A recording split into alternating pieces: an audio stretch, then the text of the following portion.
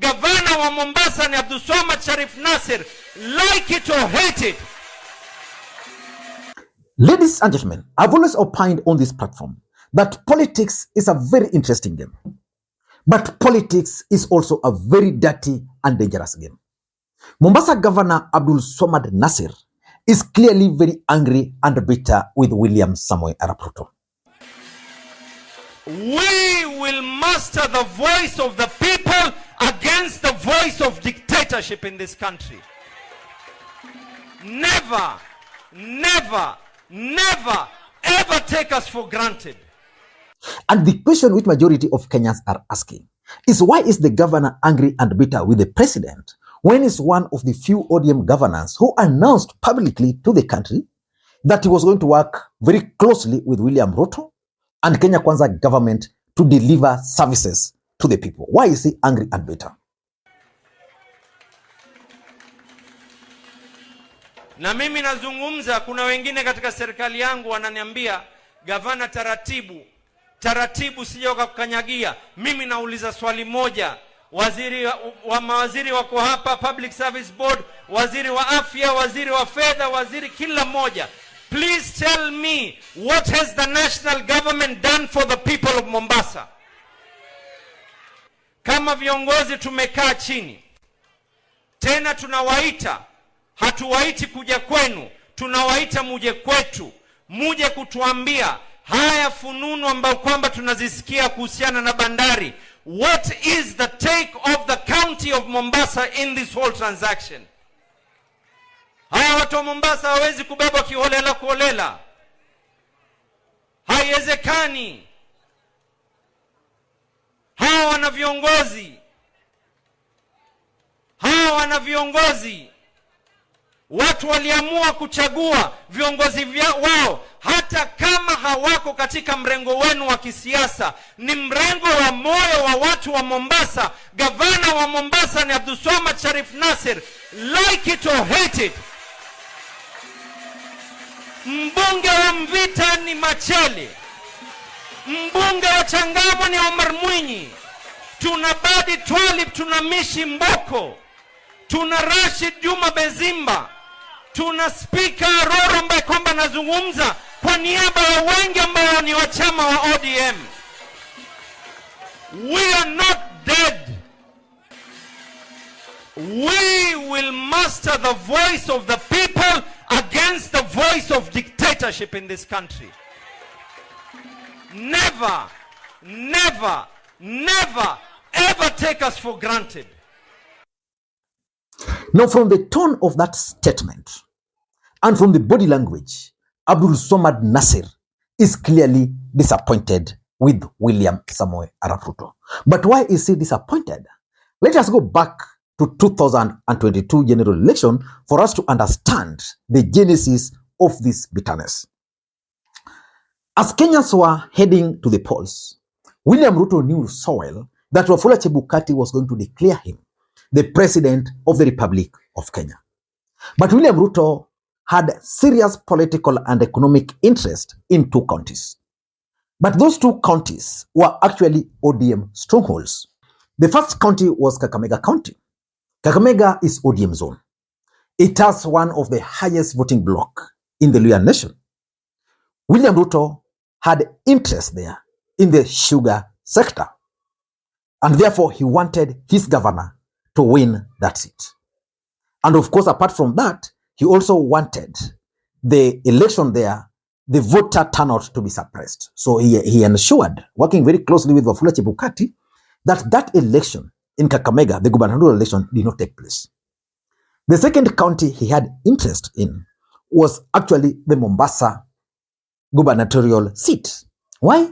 Because he had interest in the port of Mombasa. And of course, Mombasa is also one of the ODM strongholds, which was going to interfere with the way they had planned everything with Wafula Chebukati. So the elections in Kakamega for the gubernatorial seat and Mombasa did not take place. William Ruto believed that the moment Wafula Chebukati declared him the president of the Republic of Kenya, and as a sitting president, because those elections were to happen later on, now as a president, he was going to influence the outcome. But that did not happen. The voters in Kakamega and the voters in Mombasa decided to stick with ODM candidates. And that's why Abdulswamad Nassir was elected as the second governor of Mombasa. And to the shock of everybody, Abdulswamad Nassir started working very closely with William Samoei Arap Ruto. Raila Odinga, with his intelligence, knew so well what Abdulswamad Nassir was getting into, and he warned him. But Abdulswamad Nassir also assured Raila Odinga that things were just okay. The president was chosen by the people of Kenya, the same way me as the governor of Mombasa, I was chosen and elected by the people of Mombasa. When I serve everyone, those who voted for me, those who did not vote for me, and those who did not vote at all. In the same spirit, when I work, I will have to work with everyone. At the end of the day, our convergence should be, and our focal point should be the people. And then, you know, there's something, respect is not a title. Respect is earned. The same way that I would wish to be accorded respect by national government, I need to reciprocate that level of respect to the national government as well. You know. So you're still in ODM? But I have always been in ODM. I have never shifted parties. I am in ODM, but at the same time, I am the governor of Mombasa, and I need to serve every single person. Then, something also happened in March, because these stories are important.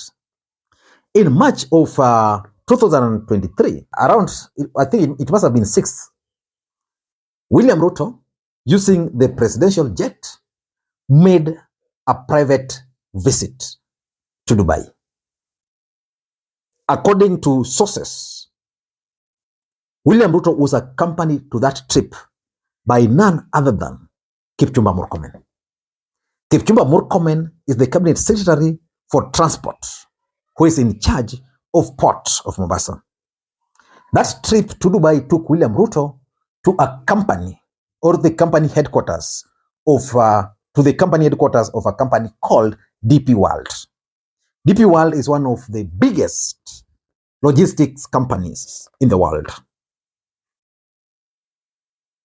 That's where the deal to privatize Mombasa port was reached.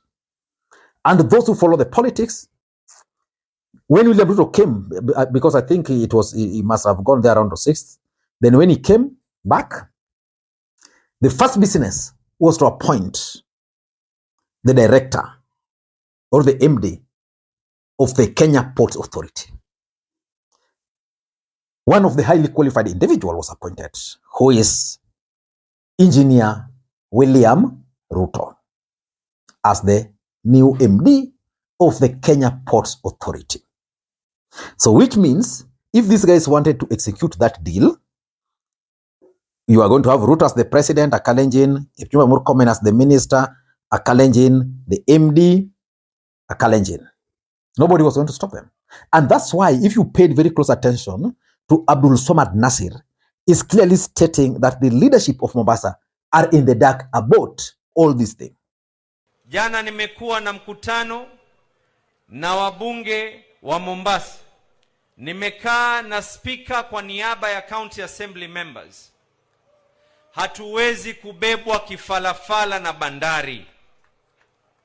Ni lazima tujue feasibility gani ilofanywa kuonesha ya kwa hii bandari ya kwa leo wanataka kuibinafsisha. Kwa nini wasiende kubinafsisha Kenya Airways ili ndege nyingine zije kuingia hapa Mombasa? Tukianza kuzungumza habari ya ndege kuweza kutua katika Mombasa, tunaambiwa ya kwa Kenya Airways inaangaliwa, lakini leo wanataka kubinafsisha Kenya Ports Authority. Ukienda katika sehemu ambazo kwamba zenye kukuza miwa, viongozi wameweza kushikana. Wana Mombasa, nisikizeni na nisikizeni kwa makini. The Port of Mombasa played a critical role in the politics of Mombasa. Again, if you go back to 2022 presidential elections, because in this video, I want to try and explain to you guys why Abdulswamad Nassir is actually very angry and bitter with William Ruto.